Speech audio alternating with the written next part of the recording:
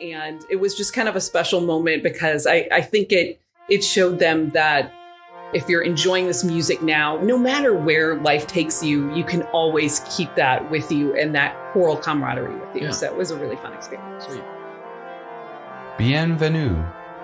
Welcome to Coffee Talk with King Francois Premier, where we will discover the tales, trials, and talents of Renaissance Festival performers, merchants, and die-hard attendees as we journey by way of light-hearted and even at times heartwarming conversations about the Renaissance Festival world. I am your host, Theodore Jander, aka King Francois Premier. Bonjour. Welcome to Coffee Talk with King Francois Premier, episode 21. Yet more festivals, festivals, festivals. I am your host, Theodore Jander. In this episode, I will be highlighting yet more Renaissance festivals here in the US, and even a couple in England and a few in Canada, with their names and upcoming July, August, and September dates. Before we do that, here is a short chat I had with fellow performer and friend Anne Hire-Brown, where she shares her coffee preferences and a favorite Ren Fair experience story. So, grab a cup of your favorite Java, sit back, and enjoy this episode of Coffee Talk with King Francois Premier. It is my pleasure to welcome Anne Hire-Brown to this episode's short chat segment of the Coffee Talk with King Francois Premier podcast. Well met to you, Anne. Thank you so much, Your Majesty. You're very welcome. All right, for short chat segments included in episodes like the one you are listening to now, where I go solo, I am asking 3 questions. As coffee is part of this podcast, the first 2 questions are coffee-oriented. The final inquiry will be about a favorite Ren Fair experience story. So, Anne, to begin, as a coffee drinker, how do you take your coffee, and do you have a favorite roast? So I'm a coffee extremist. I'm either taking it completely black with nothing in it, especially if it's a good type of coffee, not the regular office coffee, or I'm doing some frou-frou drink, iced coffee with oat milk, who even knows, or some beautiful foam on top in the shape of like a fern or something like that. So it's either one or the other, but usually in the summertime, I stick with iced coffee. Do you have a preference for dark, light, medium? Yes, sorry, that was the follow-up question and I blew it. So typically I do medium to dark roast. I was surprised to learn that actually recently that a lighter roast actually tends to have more caffeine in it. Yep, and a little bit more. Yeah. Mm-hmm. And people tend to think that a darker roast is actually like the dark color correlates with more caffeine, but that's not the case. Yep. It's because the dark roast is achieved by a longer roasting process. And so by longer roasting, you deplete the caffeine. Right. Some, anyway. I also do like the occasional after really nice meal. I'm talking like once a year special occasion meal, like that little cup of espresso is always really good. Nice. Tell us about your favorite coffee shop. Where is it located and what makes it your favorite coffee shop? What do you like about it? So I have 2, and there's a theme with them. They both have bees, as in like honeybees in their name. So the first one is called The Clover and the Bee. It is in Webster Groves, and it is a great little brunch place. And they have one of those wonderful like European can-do-it-all coffee machines, and they just make all kinds of beautiful coffee drinks. And they'll do like a terrific latte, Americano, what have you. And those great big, wonderful coffee house, huge like soup bowl type mugs that are just great. It's also a terrific brunch place. It's a place that I've actually brought out of town guests. Clover and the Bee, give it a try. They actually do have a little walk-up window too, if you're just wanting coffee and like a pastry or something. Cool. The other place I like is actually in Kirkwood, and they have limited hours, and they are called Honeybees Biscuits and Good Eats. And in addition to their delicious biscuits and biscuit sandwiches, they do really good coffee drinks, and they're all based on like bee names. It is really cute. And again, that's a place where you can get more kind of your fix of that delicious, super sweet, almost more like a milkshake coffee drink, iced coffees, just terrific. You'll see a line just out the door on the weekends because the place is really popular. So yeah. So I guess it's safe to say that they're both the place to be. Yeah. Oh yes. All right. Oh, well done. Yes. Yes. Yeah. Just takes a hive mind, really. The follow-up is great. All right. So I myself have experienced numerous and memorable encounters with patrons, cast, guest performers, and merchants. So as a performer at a Renaissance festival, what is one of your favorite memories you would like to share with my listeners and me? Yeah, so as a part of Greenleaf Singers, it's been great to perform at fair, not just for our sets that are kind of like here's our group and we're in performance mode, but also kind of walking around to various friends of ours at fair and singing with them because a lot of them know our repertoire. And a couple of years ago, this was pre-pandemic, there was a high school group, madrigal group, that actually came to visit fair in the fall. And we noticed them and they were over by the entrance singing a couple songs. And we got to talking with these kids, and I just saw myself in them because that's what I did in high school. And in those days, we didn't have the fair in St. Louis. So we did a bus out to Kansas City to their fair. So I think a lot of us in Greenleaf really saw ourselves in those kids. And so we were able to sing a couple songs for them. They sang a couple of their songs for us. And then we all sang together. I think we did Sing Me Enchanted with them. Yeah. And it was so much fun. But again, it was one of those things where I think we could kind of show them like, hey, you can continue with this kind of music throughout your life. And it was just kind of a special moment because I think it showed them that if you're enjoying this music now, no matter where life takes you, you can always keep that with you and that choral camaraderie with you. Yeah. So it was a really fun experience. Sweet.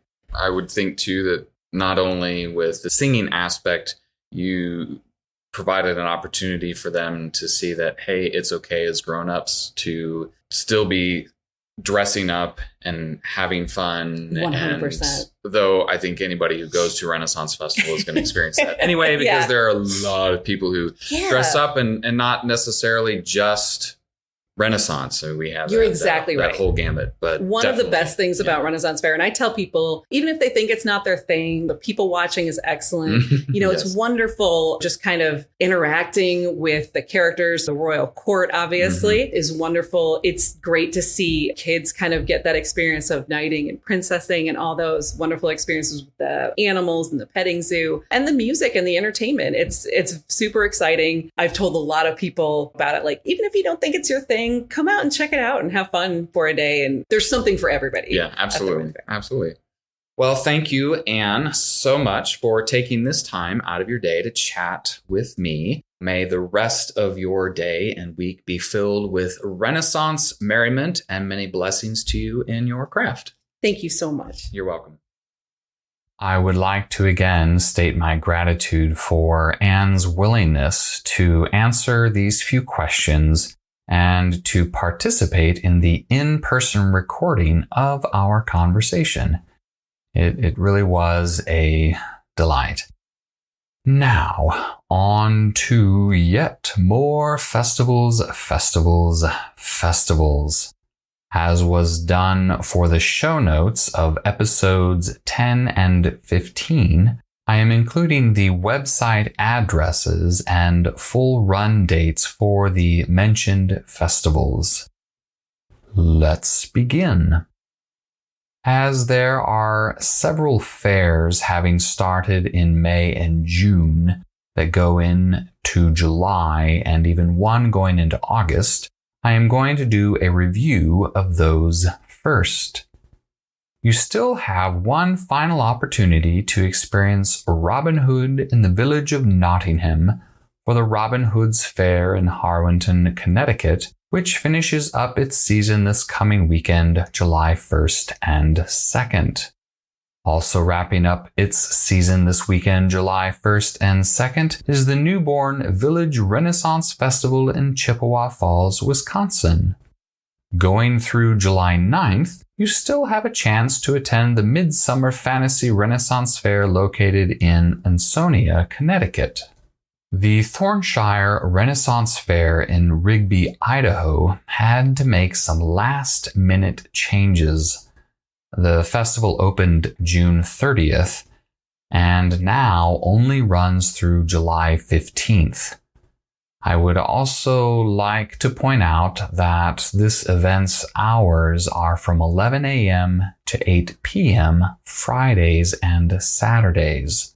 All that said, there are still 3 fun-filled fair Fridays and Saturdays for you to enjoy between now and July 15th.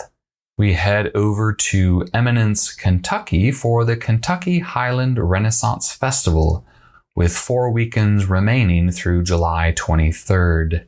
Having opened a few weeks ago for its 2023 season, the Colorado Renaissance Festival, located in Larkspur, Colorado, runs through August 6th.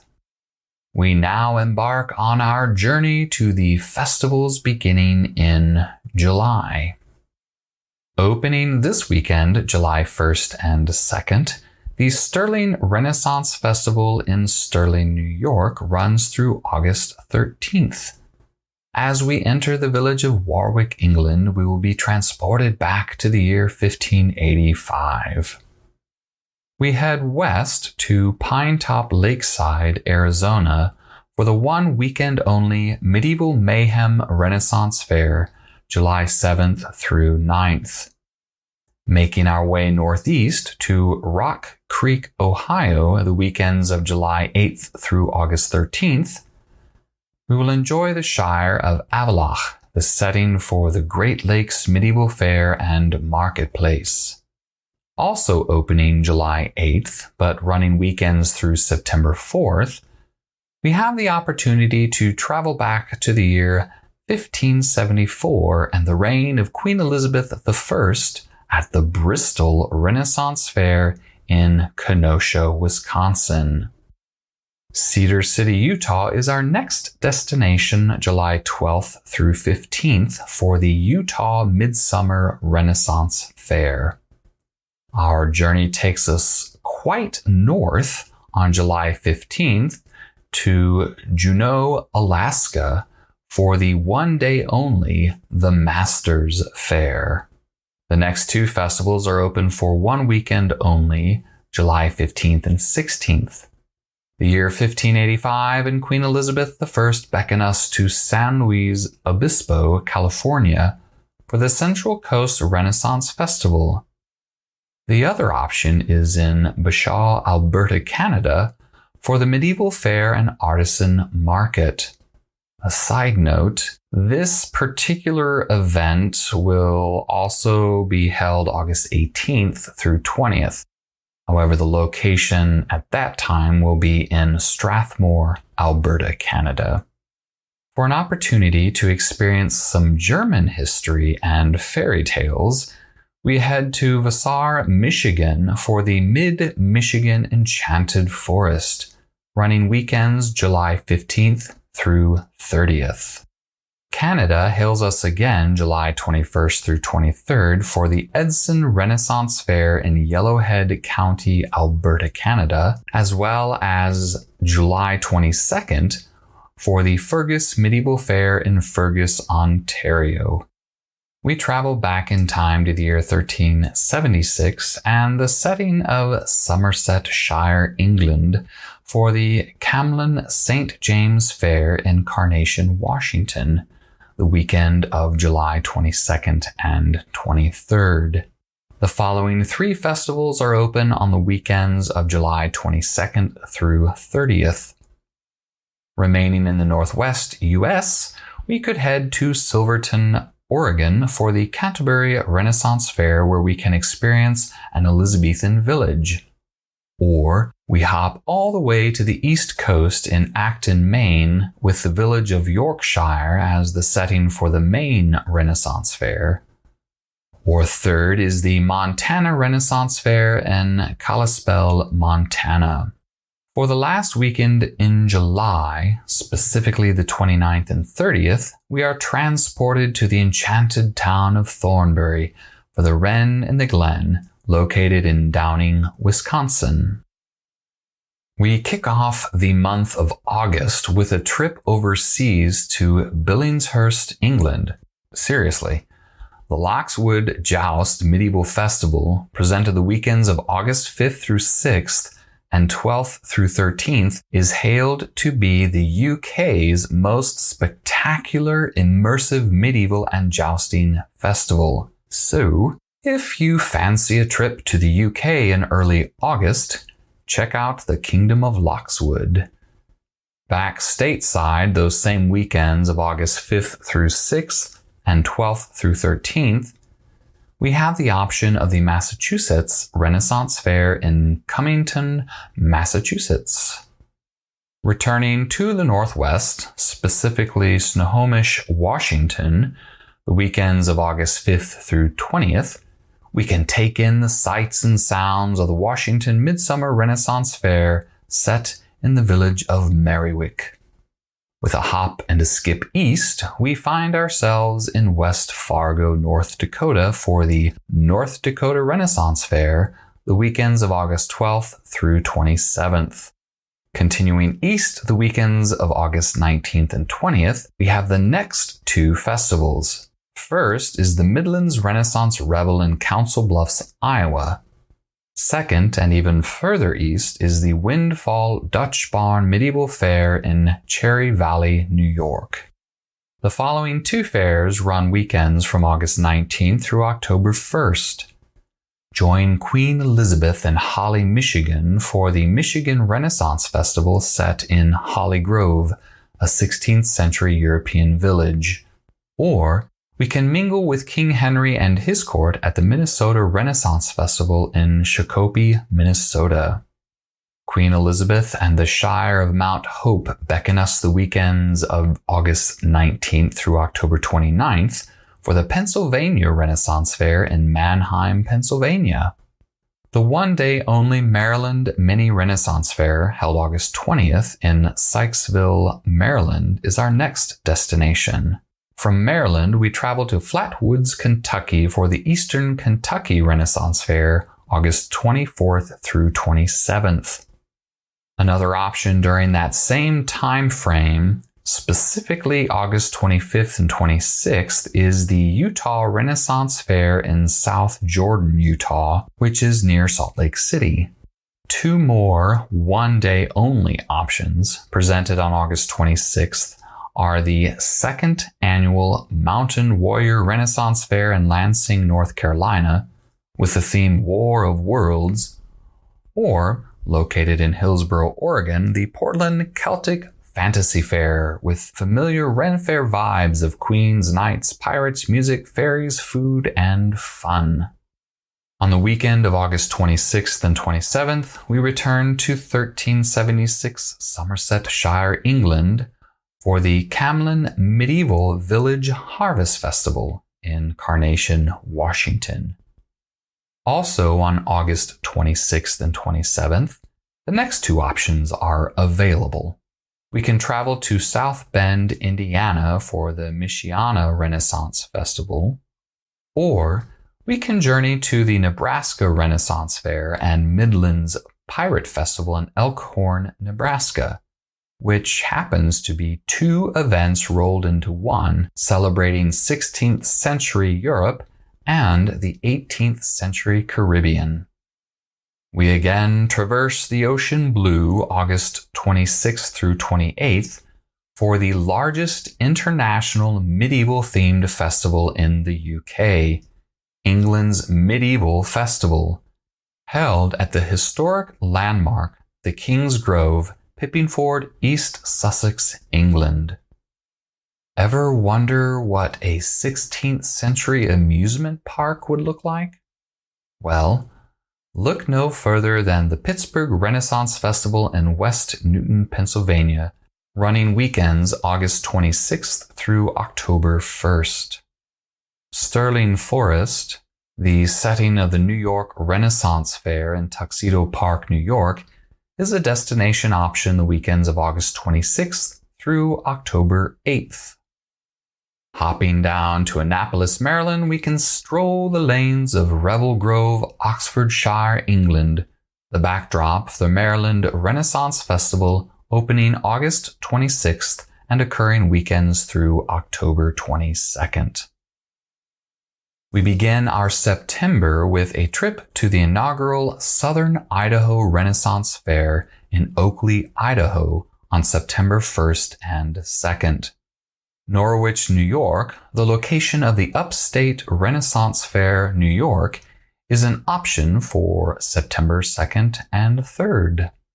Traveling to the Midwest on the weekends of September 2nd through the 17th, we find the Renaissance Fair at Sleepy Hollow, located in Des Moines, Iowa. Celebrating its 25th anniversary season on the weekends of September 2nd through October 15th, the Connecticut Renaissance Fair in Lebanon, Connecticut, provides us a chance to step back in time for a 16th century harvest festival. Also, on weekends September 2nd through October 15th, we can experience the village of Canterbury for the Kansas City Renaissance Festival in Bonner Springs, Kansas. Journeying east to Carver, Massachusetts, we find the King Richard's Fair, presented on weekends from September 2nd through October 22nd. If we have a hankering for another 16th century Elizabethan village, we can head to the Ohio Renaissance Festival in Waynesville, Ohio, taking place on weekends from September 2nd through October 29th. Started in 2020 by Raquela Peck as her senior year high school project, the now annual Central Idaho Renaissance Fair in Cary, Idaho, opens for one weekend only on September 8th and 9th. A side note about this festival, the proceeds from this event will be put towards scholarships for those looking to study history, performing arts, or literature education. That's pretty brilliant. That same weekend of September 8th and 9th, we head to Greer, South Carolina for the Upstate Renaissance Fair, which began in 2021 in an attempt to revitalize small businesses after the 2020 pandemic.